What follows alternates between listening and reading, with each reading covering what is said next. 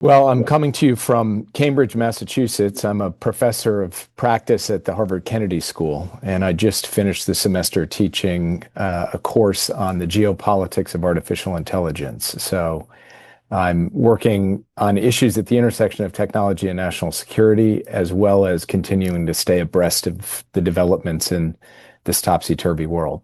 Yeah, indeed, historic times. But before talking about the present, Jake, I'd like to share with you something. We are putting up a picture that we met the first time. It was about a month into the hostage crisis, and would be glad if you could share your feelings, before meeting us, the hostage families, for the first time, and how you came out of that meeting and your thoughts on us and what was needed to be done. Just seeing you today, Ruby, all the time that we spent together thinking of your son, Itai, thinking of other Americans who passed away in Gaza, who were killed on or after October 7th, and thinking about just the human dimensions of this tragedy across the board, the suffering and death among Israelis and among Palestinians. In some ways, it's hard to put myself back into that first meeting because as so much has happened since then, and I know so much has happened in your life since then.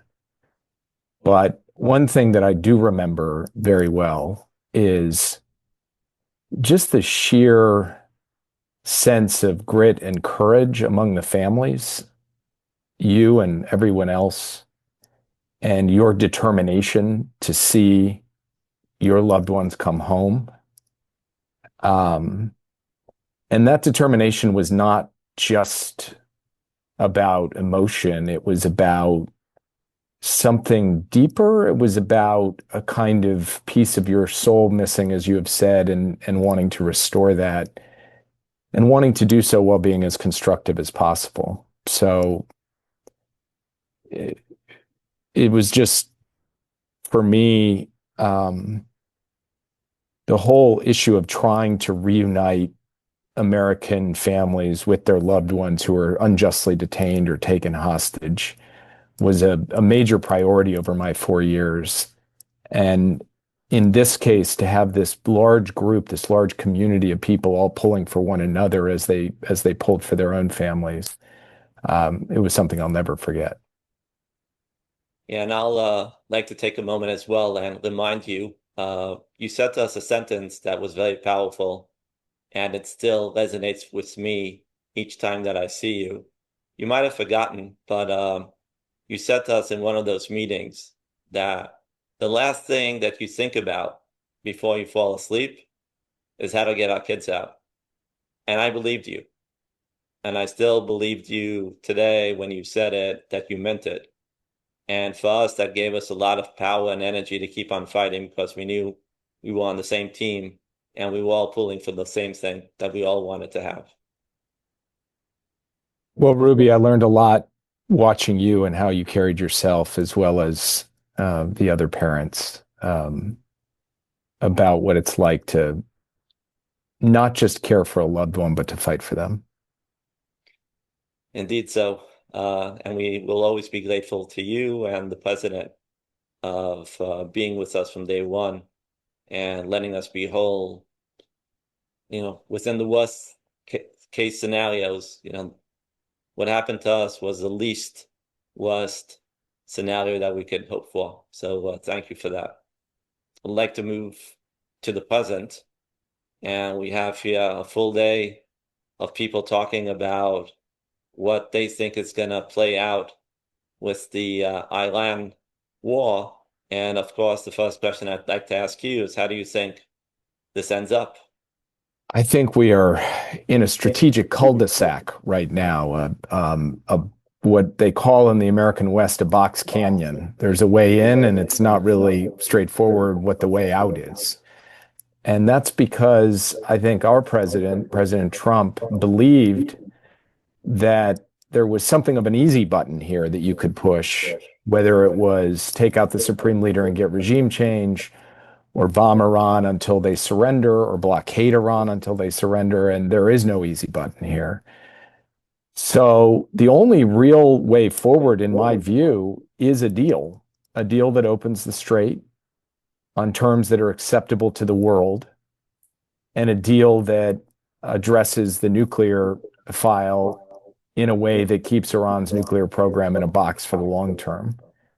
It is not clear to me, based on the exchange of proposals from the US and Iran, whether a deal is possible at this time because the gaps may be too big. But that leaves us only then in a longer term standoff where the global economy, the American consumer will suffer. And so my hope is that there's a way to get to a diplomatic agreement sooner rather than later. Do you think the calculus in Washington has changed, meaning that they are still doing whatever is possible to get a diplomatic solution? I think that there's a change in thinking. It's again, this is very dynamic. What's clear to me is the Iranian position. They are prepared to endure quite a lot of pain so as not to fully surrender from their perspective. What is less clear to me is where exactly the Trump approach is going to take us, because I think he does not want to go back to a full-scale war with Iran. At the same time, I think he is looking to find ways to generate leverage so that he can get a deal that he feels satisfies his needs.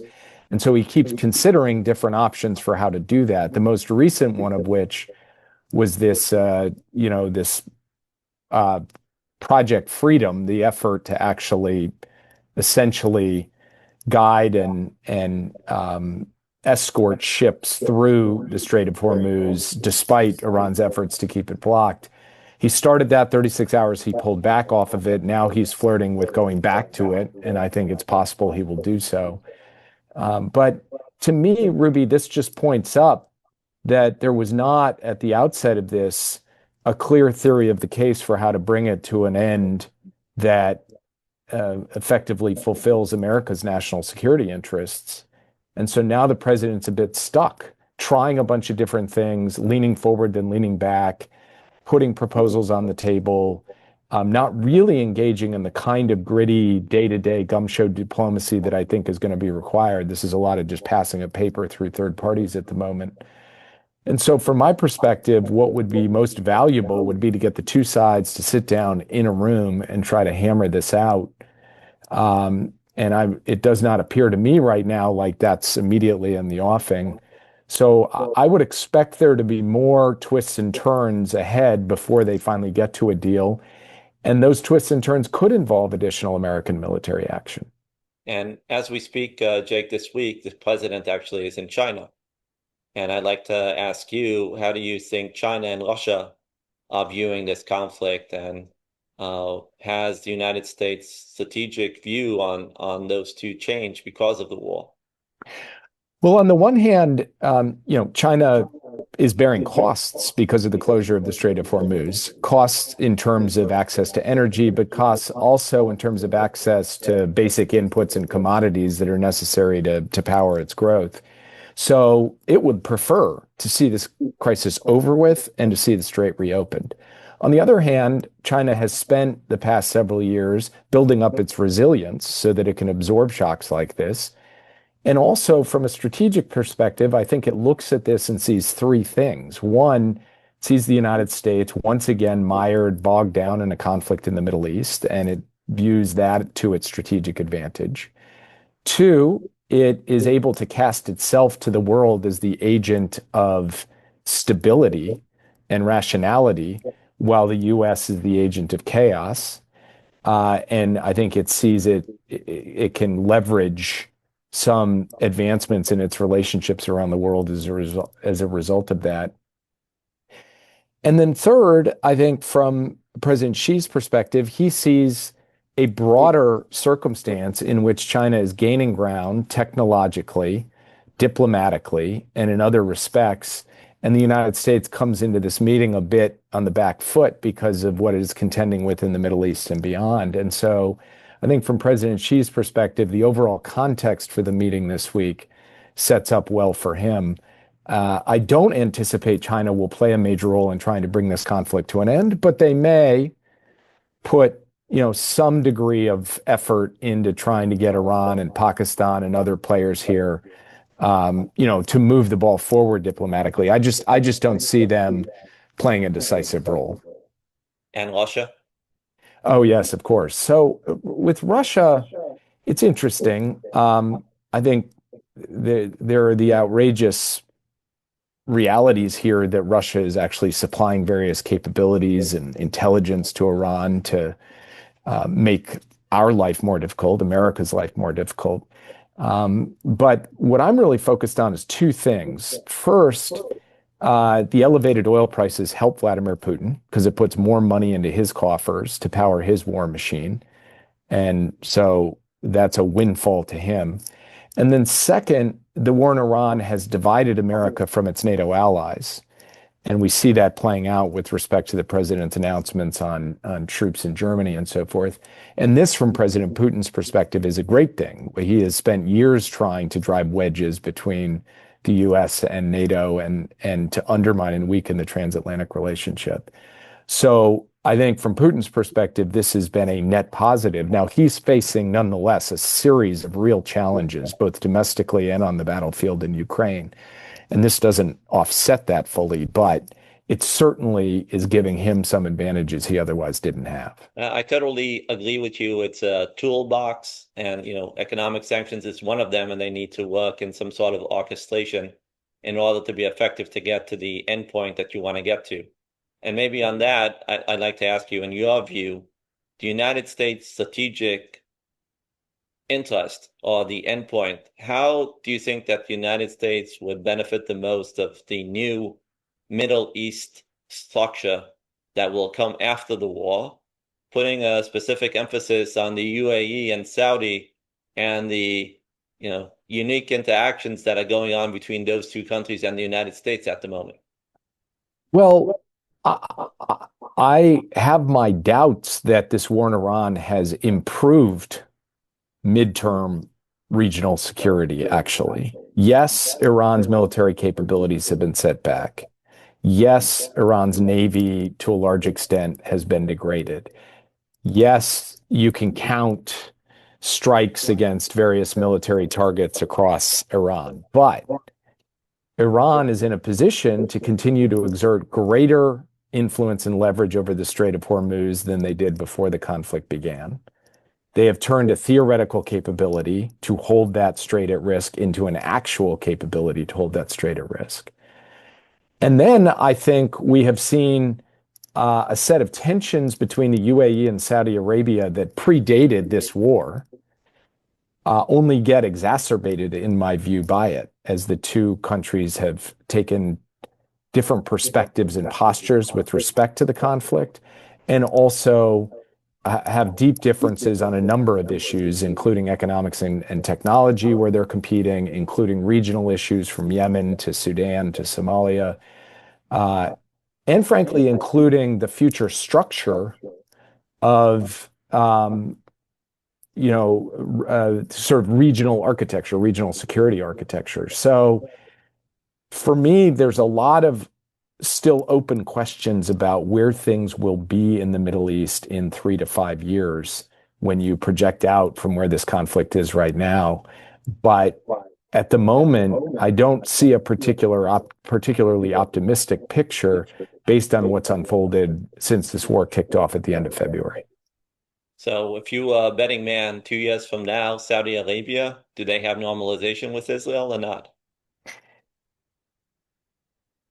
Look, it's always hard to predict the future. I guess what I would say is that Saudi Arabia has been clear, and I think correctly so, that normalization has to be tied to a credible pathway to a Palestinian state. The Israeli political leadership now, and many political voices across the spectrum, have indicated that they don't want to pursue that, at least in the near term. So I think that's a fundamental obstacle that can only be overcome if Israeli leaders decide to take the big step, in my view, the correct step to move towards a Palestinian state.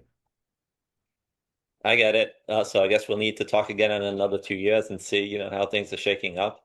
But if today in Washington, in your opinion, what do you think is the most worried aspect right now that the public is not seeing about this conflict? That the public is not seeing. I mean, I think the public is seeing what is by far the most worrying aspect, which is Iran's capacity to hold the Strait of Hormuz at risk. And in doing so, to drive up the price of energy and the price of commodities in ways that hit Americans in their pocketbook. One of the most important things that an American family does in a given week is fill up their gas tank to live their lives.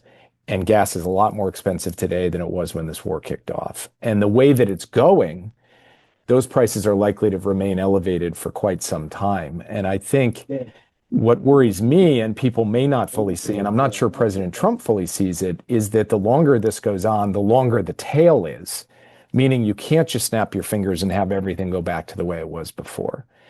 There's been too much energy shut in, too much damage to facilities, too much disruption to markets.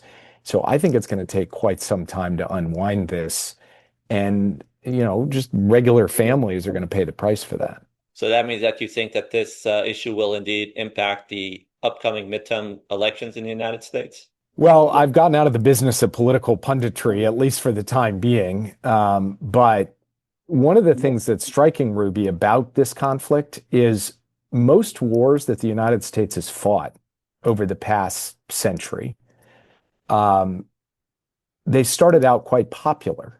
Some of them became very unpopular, but they started out with pretty broad-based public support. This war has been unpopular from the beginning because the American people do not understand and did not get an explanation for why the war was launched, what the point was, what the purpose was. And so I do think that a president who launches a war that is unpopular from its inception is going to face real questions and pressure from the American people. And that will have an impact on his standing and on the standing of those who continue to stand behind him in prosecuting this war. And that is his party. And can you maybe share from your viewpoint how the perception of Israel seems today in the United States, and has it changed over the last 6 months? It has changed over the last 6 months. It's changed over the last 2 years. I think a lot of Americans are questioning or increasingly of the view that Israel's interests and America's interests, sometimes they converge, but sometimes they diverge. And the war in Iran is a place where, to a lot of Americans, the war in Iran, the war in Iran is a place to a lot of Americans where the interest of the United States and Israel diverge rather than converge. And that gap is something that has caused people to ask, hard questions about whether U.S. policy should shift when it comes to, for example, a recent vote on a resolution of disapproval for sending further security assistance to Israel. I'm with you on that, and I think that indeed one of the strategic objectives of the State of Israel has always been to be bipartisan in the United States, and hopefully Israel finds a way to go back to being a nonpartisan issue. To wrap up, Jake, all of this has been highly interesting. We have here in the audience some of the potential future leaders of the State of Israel listening. And if you could give them one piece of advice, how should they find a way to interact and build bridges to the future leaders of the United States? What would you advise them to do? Well, look, I think that having dialogue, engagement, interaction by Zoom, as I'm doing right now, but mostly face to face, is really important so we can come to understand one another better. And to me, there are kind of two fundamental issues, one of which we're each grappling with in our own way, Israel and the United States. What is the future character of our respective democracies? And is the Israel of the future, what the Israel of the past was, is the America of the future on our 250th anniversary, what the America of the past was? And the answer to that question will say a lot about the nature of our relationship going forward. And the second comes back to this point that I believe fundamentally that a pathway to a two-state solution with Israel and the Palestinian people living side by side in peace and dignity, this is going to become increasingly central to the U.S.-Israel relationship. I know that may not be the most popular thing to say to an Israeli audience, but I think it is a reality that people have to understand from the point of view of how the Americans perceive things. And then, of course, in this kind of dialogue and interaction I've just described, our uh, is future Israeli leaders can share their perspective with Americans as well. So thank you, Jake. On that note, we will do all our best to come to Washington as much as possible, and hopefully next year we will be able to see you here in this conference as well, and also see you face to face as well. Thank you, Ruby. Thank you for having me. I really appreciate it. Thank you, Jake. God bless.